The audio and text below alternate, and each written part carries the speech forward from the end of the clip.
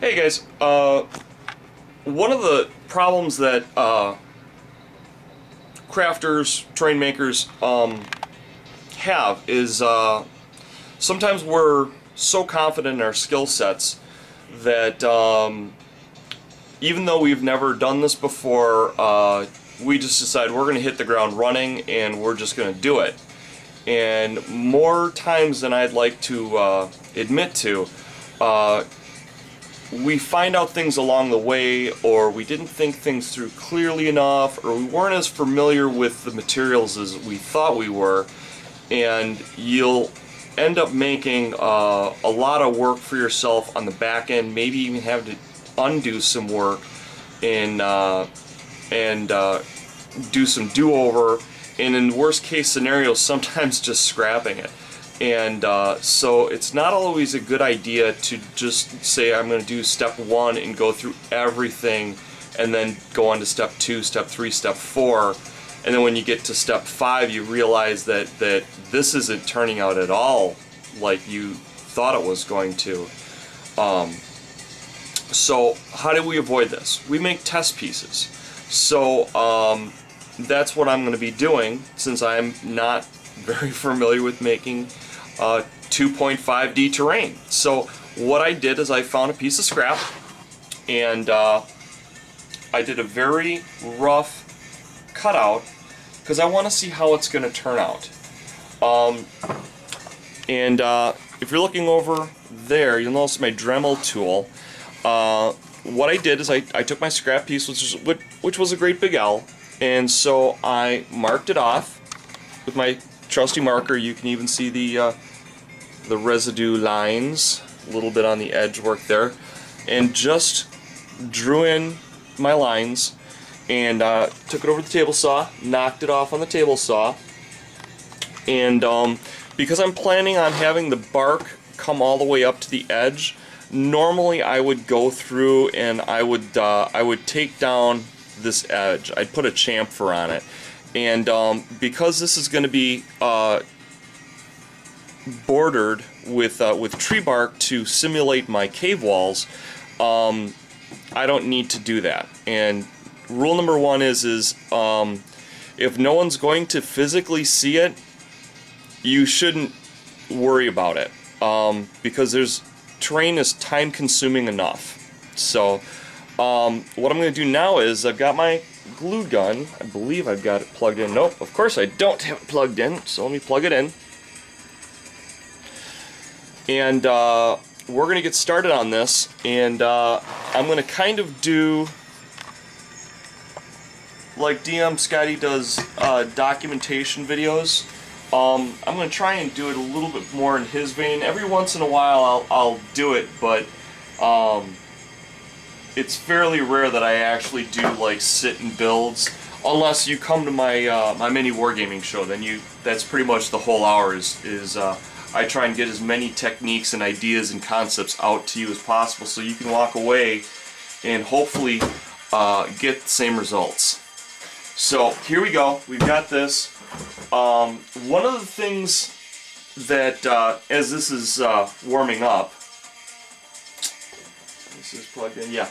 One of the things I really can't say enough good things about with what Scotty does is all the different uses he does for this. Now this for me is strictly an adhesion tool. I don't really do a lot of fancy stuff with it, maybe some Tyranid, goopy things, but I'm very limited in the applicational purposes of how I use a hot glue gun. Scotty could probably build a skyscraper with this. He uses it in so many different ways. It's amazing to me. So you know, and like I said, I'm not trying to steal his thunder. I'm going to use it, like I said, this is kind of going to be my take on how I would go about doing the things that Scotty inspires on his channel. So, here we go. We got our hot glue gun going. I'm going to just grab a handful of bark because this is what it's going to come out like, guys. It's just going to be a big pile of stuff. It's going to be chippy, it's going to be falling apart, it's going to be highly breakable. That's actually an advantage because you can get more out of it. And watch, I find one that I can't break. Okay, there we go. But you can break this stuff down into more usable pieces. And one of the problems I'm going to have is we'll shut you up. One of the problems that you're going to run across with this, and I know this because I've worked with this before, is it likes to come apart in layers like an onion. And I've got a plan on how I'm going to deal with that. And once again, we're going to see if this works. That's the whole reason why, like I said, I'm doing this video. So, what I want to do is I want to start getting pieces that I'm going to do. Now you're going to notice that there's some gappage here. That's fine. I've already taken that into consideration. I know how I want to deal with that problem. The first step is going to be simply doing my edge work. Now, one of the things you're going to want to do is you're going to want to make sure that your butt-up points are going to be flat to each other. That's very important. Not critically important in this because there's a lot of things that we can do. It's bark, you can break it off, you can glue more pieces on. There's lots of different ways you can deal with this. So I'm going to just make a rough, let's see. I'm going to just do a rough approximation of what I'm looking for. So here is my edge. Okay? And you're going to notice that there's definitely things showing. I'm going to be taking care of that by applying one more layer to cover that up. So I quite simply just take my hot glue gun,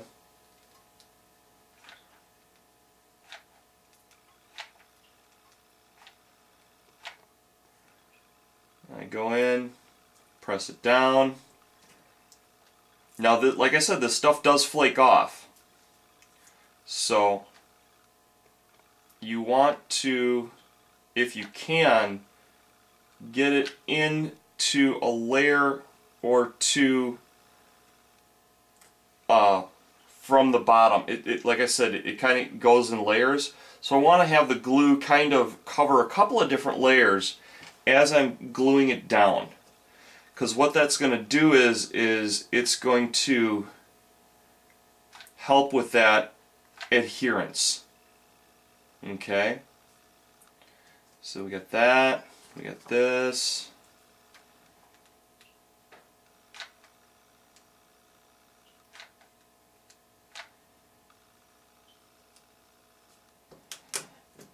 Okay.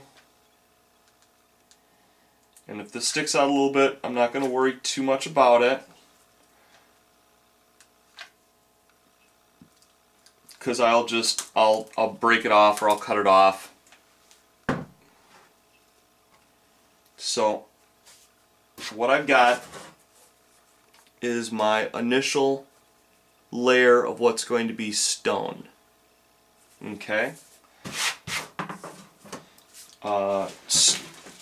Bark has a unique quality about it that is shared with stone, in that stone has a grain to it. A lot of people don't realize that stone has a grain to it, but it does.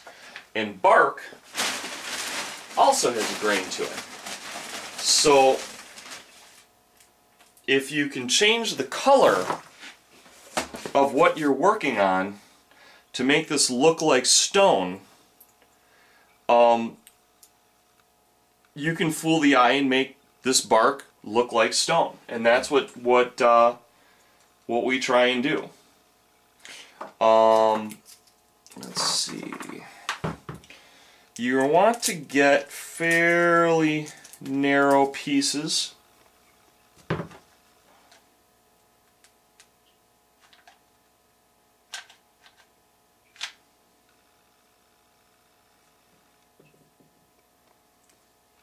One of the things that's really nice about hot glue, there is my bag, there it is that it goes back to its original form when it's all said and done.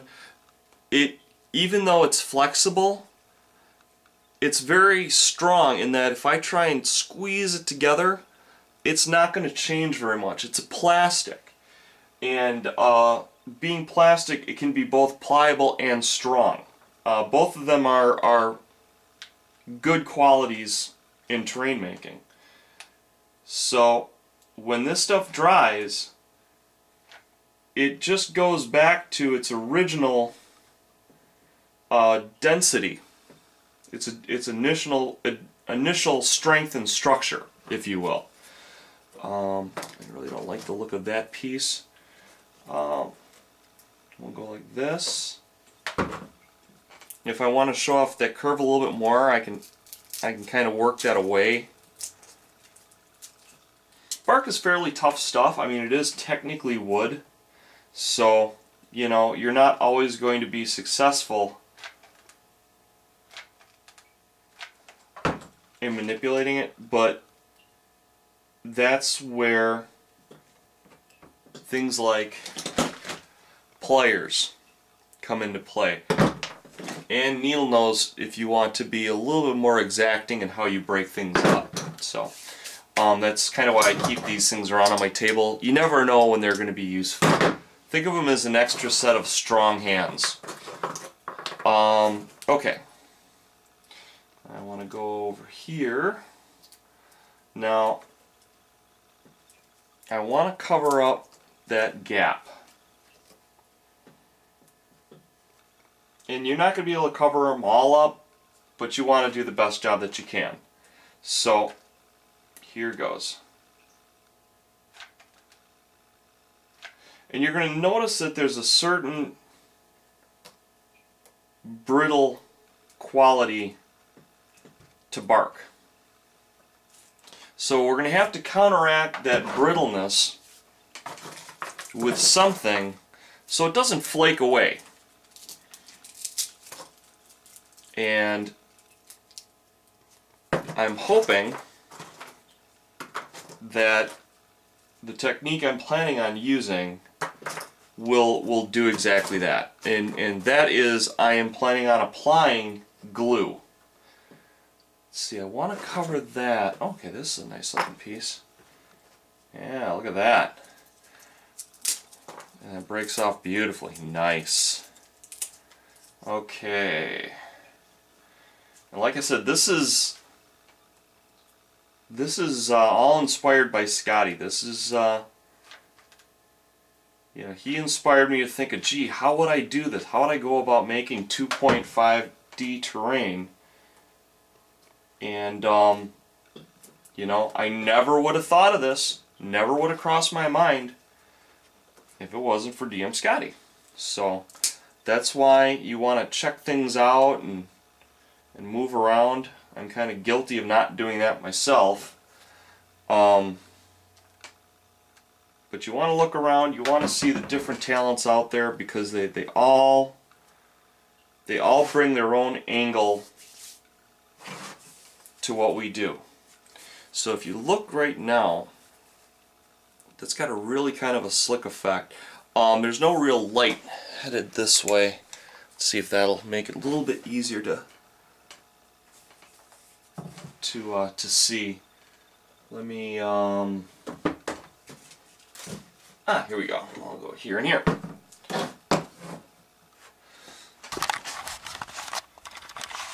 This is an example of how that'll look, and I'm literally doing it for pennies. I've got a huge bag of this stuff, and I'm getting what look to be really nice results. So I'll do one last thing. I'm going to start applying glue, and let's see how that goes. Like I said, this is trial and error. This is not something where you want to cut everything out, then you want to glue stuff down, and then find out that you're critically having a problem that you don't know how to fix, and that you might have to scrap the whole project because you didn't take the time to make this test piece. So that's why I'm making my test piece.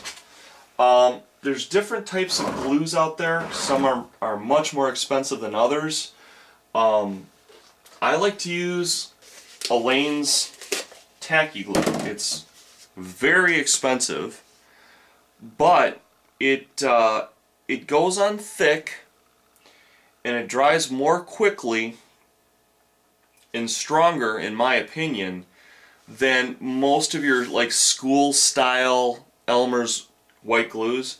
I can use this glue together Hurst Arts bricks, and in 2 hours it's already got a strong enough bond that I can go right onto my next layer, right onto my next layer, right onto my next layer. So if you stage things out properly, and use a glue that dries as quickly as this does, you can do very vertical builds with his bricks, and do it in a pretty rapid time scale by comparison to most other glues.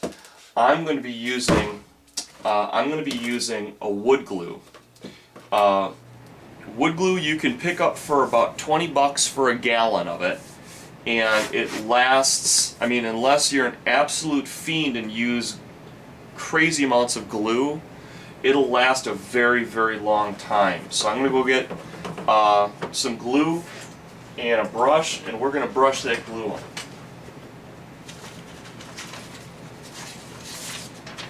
I'm going to just put this down because I know I'm going to have drippage problems. I'll just work this corner right now, and we'll see how this works out.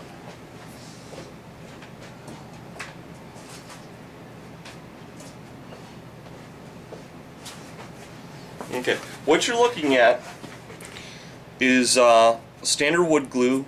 Tends to usually be a yellow in color, but it could be white. I've never seen it in any other color than those two. And like I said, usually this runs anywhere between 15 and 20 bucks. So, and it's a gallon. It lasts a very, very long time. When you're working with bigger projects like this, you want to use a bigger brush. Let me grab one of my bigger brushes. This isn't terribly big, but it'll do the job. This is a 1/2-inch brush. The advantage of a 1/2-inch brush over, say, 1.5 inch, 2 inch, all the way up to monsters like this, is that it's much easier for me to get in my cracks, okay, and get under things and kind of tighten things up a little bit. So one of the easiest ways to do it is to probably want to do this in 2 pieces of paper.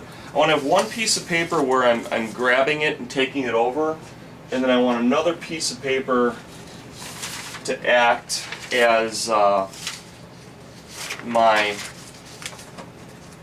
drip off point. There's a couple ways you can do this. You can raise this entire structure up.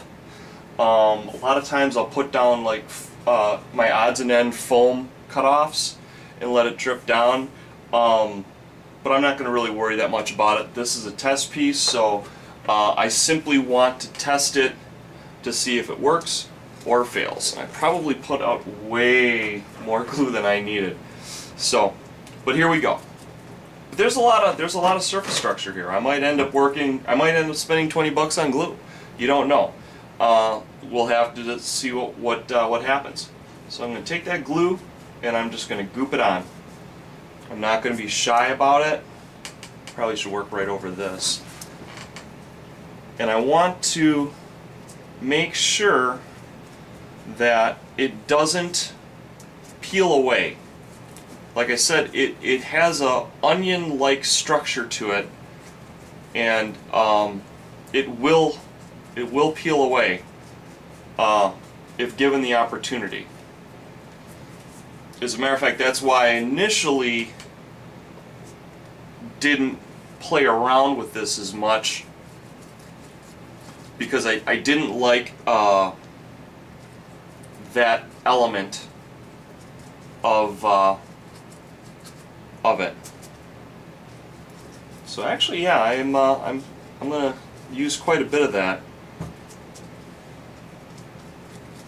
So main thing is you want to seal in these open layers with the glue, because that's what will cause it to become a stress point where it can break away from. And I don't want it to break away. I want it to stay put, because I really like the structure. Now there's a couple of things you can do with this as well. And it depends on technique-wise what you want. If you want to, at this point, I could sprinkle sand on here. I could even mix in color. And if I took my paint, I mixed it in with the glue, I would also be getting my first layer of color on as well. So there's a lot of different ways you can approach this. But my most important thing that I want to address here is that it doesn't peel away. And I want to kind of give you an example of what I'm talking about. I'm going to try and make this peel away. I need to find a place where I can get in. But you see where I can kind of start breaking things off and kind of getting at it and peeling it back. That's the job of the glue to stop. Glue gives it two things. It seals down the layers as it comes across, and it hardens so it doesn't lift away from itself. The second element that it does is it gives it a nice strong finish, so you don't get to peel away things. It gives it that added strength. Okay? This is not the only angle that you can work with this at, but for right now, I'm just going to work with it at this angle. We're going to see how this works out. So, hope you guys learned something. Again, go check out the DM's craft. DM Scotty is awesome.